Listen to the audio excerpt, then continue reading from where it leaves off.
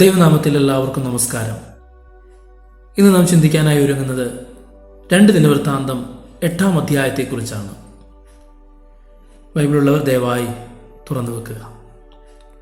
2 ദിനവൃത്താന്തം 8-ാം അധ്യായം ശലോമോന്റെ ഭരണത്തിന്റെ മറ്റൊരു പ്രധാന ഘട്ടത്തെ അവതരിപ്പിക്കുന്നുണ്ട്. ദേവാലയത്തിന്റെ സമർപ്പണത്തിന് ശേഷം രാജ്യം എങ്ങനെ വികസിച്ചു, നഗരങ്ങൾ എങ്ങനെ പുനർനിർമ്മിക്കപ്പെട്ടു, ജനങ്ങളുടെ ഭരണ സംവിധാനം എങ്ങനെ ക്രമീകരിക്കപ്പെട്ടു, ആരാധന എങ്ങനെ തുടർച്ചയായി നടന്നു എന്നീ കാര്യങ്ങളാണ് ഈ അധ്യായം വിവരിക്കുന്നത്. ആദ്യ നോട്ടത്തിൽ ഇത് ഭരണപരവും സാമ്പത്തികവുമായ രേഖ പോലെ തോന്നാം. എന്നാൽ ദിനവൃത്താന്തകാരന്റെ ലക്ഷ്യം രാഷ്ട്രീയ വിജയം വിവരിക്കുക മാത്രമല്ല, ദൈവത്തിന്റെ അനുഗ്രഹത്താൽ നയിക്കപ്പെടുന്ന നേതൃത്വം എങ്ങനെയായിരിക്കണമെന്നത് പഠിപ്പിക്കുകയാണ്. ആത്മീയ ജീവിതവും ദൈനംദിന ഉത്തരവാദിത്വങ്ങളും പരസ്പരം വേർതിരിക്കാനാവാത്തവയാണ് എന്ന് ഈ അധ്യായം വ്യക്തമാക്കുന്നു.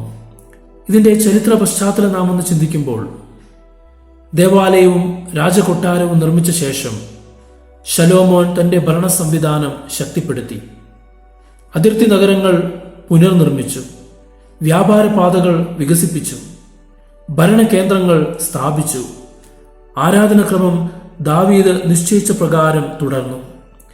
ഇത് ഇസ്രായേലിന്റെ ചരിത്രത്തിലെ സമാധാനത്തിന്റെയും സ്ഥിരതയുടെയും കാലഘട്ടമായിരുന്നു.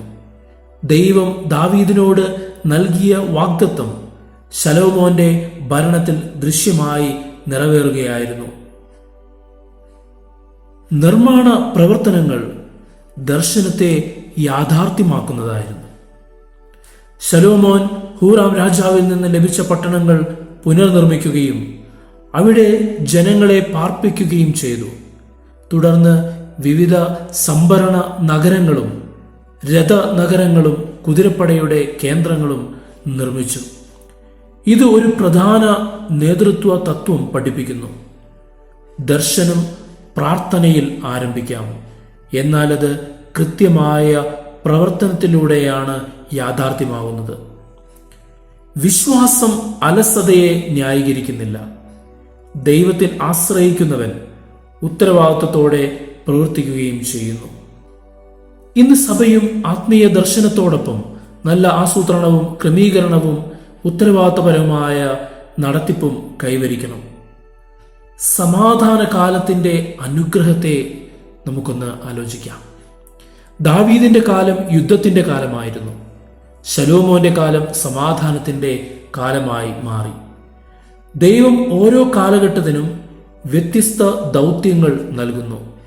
ദാവീദ് ശത്രുക്കളെ നേരിട്ടു, ശലോമോൻ നിർമ്മിച്ചു. ഇരുവരും ദൈവത്തിന്റെ പദ്ധതിയിൽ അനിവാര്യരായിരുന്നു. ഇത് സഭയെ പഠിപ്പിക്കുന്നത് ഓരോ തലമുറയ്ക്കും, ഓരോ ശുശ്രൂഷകനും, ഓരോ വിശ്വാസിക്കും ദൈവം വ്യത്യസ്ത ഉത്തരവാദിത്വങ്ങൾ നൽകുന്നു എന്നതാണ്. ജനങ്ങളുടെ ക്രമീകരണവും ഉത്തരവാദിത്വവും. ശലോമോൻ വിവിധ ജോലികൾക്കായി ആളുകളെ നിയമിച്ചു. ഉദ്യോഗസ്ഥർ, മേൽനോട്ടക്കാർ, സൈനികർ, ഭരണപ്രവർത്തകർ. അതേസമയം ഇസ്രായേലിനെ അടിമകളാക്കിയില്ല. കനാന്യ ജാതികളിൽ ശേഷിച്ചവരെയാണ് കൂലിപ്പണിക്കാരായി നിയമിച്ചത്.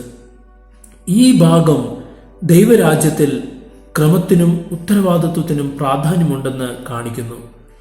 പുതിയ നിയമത്തിലും പൗലോസ് സഭയെ ശരീരമെന്ന് വിളിച്ച് ഓരോ അംഗത്തിനും വ്യത്യസ്തമായ ഉത്തരവാദിത്തങ്ങളുണ്ടെന്ന് പഠിപ്പിക്കുന്നു. 1 കൊരിന്ത്യർ 12-ാം അധ്യായത്തിൽ നമുക്കത് കാണുവാൻ സാധിക്കും. ആരാധനയുടെ തുടർച്ച എങ്ങനെയാണ്? ഈ അധ്യായത്തിലെ ഏറ്റവും പ്രധാനപ്പെട്ട ആത്മീയ വസ്തുതകളിൽ ഒന്നാണ് ശലോമോൻ ദാവീദ് നിശ്ചയിച്ച പ്രകാരം പുരോഹിതന്മാരുടെയും ലേവ്യരുടെയും ശുശ്രൂഷ ക്രമീകരിച്ചത്. അവർ ദിവസേനയുള്ള ഹോമയാഗങ്ങൾ, ശബത്ത് ആരാധന, അമാവാസി ആഘോഷങ്ങൾ, വാർഷിക ഉത്സവങ്ങൾ എല്ലാം നിയമപ്രകാരം നിർവഹിച്ചു. ഇത് ഒരു പ്രധാന സത്യം നമ്മെ പഠിപ്പിക്കുന്നുണ്ട്. ദേവാലയം പണിയുന്നത് കൊണ്ട് മാത്രം മതിയാകില്ല. ആരാധന തുടർച്ചയായി നിലനിൽക്കണം. സഭയിൽ ഒരു വലിയ പരിപാടി നടത്തുന്നത് എളുപ്പമാണ്. എന്നാൽ വർഷങ്ങളോളം വിശ്വസ്തമായ ആരാധന നിലനിർത്തുക എന്നതാണ് യഥാർത്ഥ വെല്ലുവിളി.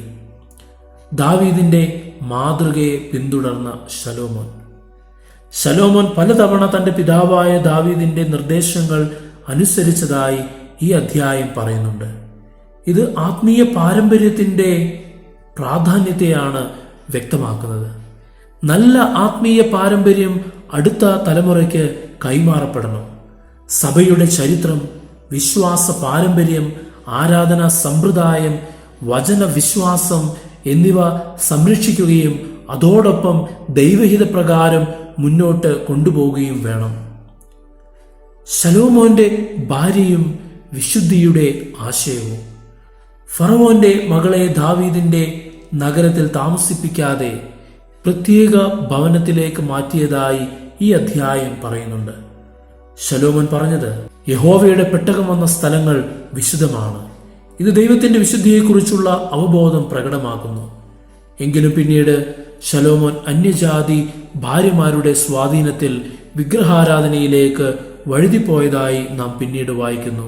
1 രാജാക്കന്മാർ 11 അധ്യായം. അതിനാൽ ഈ അധ്യായം നല്ല തുടക്കത്തിന്റെ പ്രാധാന്യത്തോടൊപ്പം അവസാനം വരെ വിശ്വസ്തത പാലിക്കേണ്ടതിന്റെ ആവശ്യകതയും നമ്മെ ഓർമ്മിപ്പിക്കുന്നു. ദൈവശാസ്ത്രപരമായ സന്ദേശങ്ങൾ എന്തെന്നാൽ, ഈ അധ്യായം നിരവധി അടിസ്ഥാന ദൈവശാസ്ത്ര സത്യങ്ങളെ പഠിപ്പിക്കുന്നുണ്ട്. ഒന്നാമതായി, ആത്മീയ ജീവിതവും ദൈനംദിന ജോലികളും പരസ്പരം വേർതിരിക്കാനാവില്ല. രണ്ടാമതായി, ദൈവത്തിന്റെ അനുഗ്രഹം ക്രമത്തിലും ഉത്തരവാദിത്വത്തിലും പ്രതിഫലിക്കുന്നു.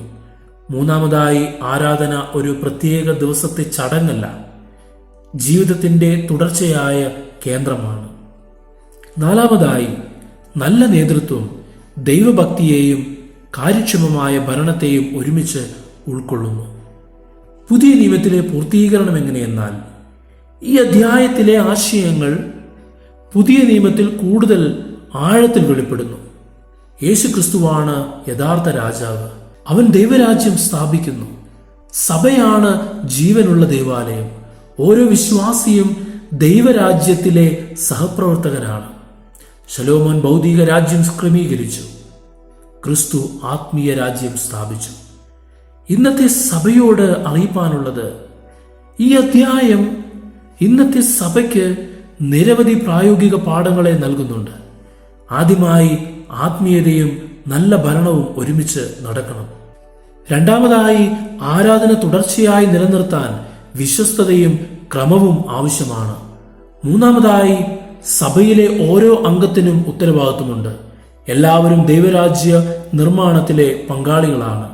നാലാമതായി, ദൈവത്തിന്റെ അനുഗ്രഹം ലഭിച്ചതിന് ശേഷവും വിനയത്തോടെയും വിശുദ്ധിയോടെയും ജീവിക്കണം.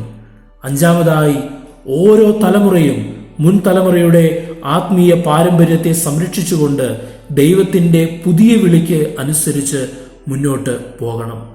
ഇവിടെ വ്യക്തിപരമായ ഒരു ആത്മപരിശോധനയും ആവശ്യമാണ്. ഈ അധ്യായം ഓരോ വിശ്വാസിയോടും ചില ചോദ്യങ്ങൾ ചോദിക്കുന്നുണ്ട്. എന്റെ ജീവിതത്തിൽ ആത്മീയതയും ദൈനംദിന ഉത്തരവാദിത്തങ്ങളും തമ്മിൽ സന്തുലിതാവസ്ഥയുണ്ടോ? ദൈവം എനിക്ക് ഏൽപ്പിച്ച ഉത്തരവാദിത്തങ്ങൾ ഞാൻ വിശ്വസ്തയോടെ നിർവഹിക്കുന്നുണ്ടോ? എന്റെ ആരാധന സ്ഥിരതയുള്ളതാണോ? ഞാൻ ദൈവത്തിന്റെ വിശുദ്ധിയെ ആദരിക്കുന്നുണ്ടോ? എന്റെ ജീവിതം ദൈവരാജ്യ നിർമ്മാണത്തിന് ഉപകാരപ്പെടുന്നുണ്ടോ? 2 ദിനവൃത്താന്തം 8 അധ്യായം ഒരു ഭരണ റിപ്പോർട്ട് മാത്രമല്ല, ആത്മീയതയും ഉത്തരവാദിത്വവും എങ്ങനെ ഒരുമിച്ച് പ്രവർത്തിക്കണം എന്നതിന്റെ ദൈവിക മാതൃകയാണ്. ശലോമോൻ നഗരങ്ങൾ പണിതു, ഭരണ സംവിധാനം ശക്തമാക്കി, ആരാധനക്രമം നിലനിർത്തി, ദൈവത്തിന്റെ വിശുദ്ധിയെ മാനിച്ചു. ഇവയെല്ലാം ചേർന്ന് ദൈവരാജ്യത്തിന്റെ ക്രമവും സൗന്ദര്യവും പ്രതിഫലിപ്പിക്കുന്നു. ഇന്ന് സഭയ്ക്കും ഓരോ വിശ്വാസിക്കും ഈ അധ്യായം നൽകുന്ന വെല്ലുവിളി വ്യക്തമാണ്. പ്രാർത്ഥനയിലും ആരാധനയിലും മാത്രമല്ല, ജോലി, കുടുംബം, ഭരണനിർവഹണം, സാമ്പത്തിക കാര്യങ്ങൾ, സാമൂഹിക ജീവിതം എന്നിവയിലും ദൈവത്തെ മഹത്വപ്പെടുത്തണം. ദൈവരാജ്യം ആരാധനാലയത്തിൽ മാത്രം ഒതുങ്ങുന്നതല്ല, ജീവിതത്തിന്റെ എല്ലാ മേഖലകളിലേക്കും വ്യാപിപ്പിക്കേണ്ടതാണ്. അതുകൊണ്ട് 2 ദിനവൃത്താന്തം 8 അധ്യായം നൽകുന്ന കേന്ദ്ര സന്ദേശം ഇതാണ്: ദൈവഭക്തിയും ഉത്തരവാദിത്വമുള്ള നേതൃത്വവും ക്രമമുള്ള ആരാധനയും ഒരുമിച്ച് ചേരുമ്പോൾ ദൈവരാജ്യം ശക്തിപ്പെടുന്നു. ആത്മീയത ജീവിതത്തിന്റെ എല്ലാ മേഖലകളെയും രൂപാന്തരപ്പെടുത്തേണ്ടതാണ്. ഈ വചനങ്ങൾ ദൈവം നിങ്ങളെ ഓരോരുത്തരെയും അനുഗ്രഹിക്കുമാറാകട്ടെ. ആമേൻ.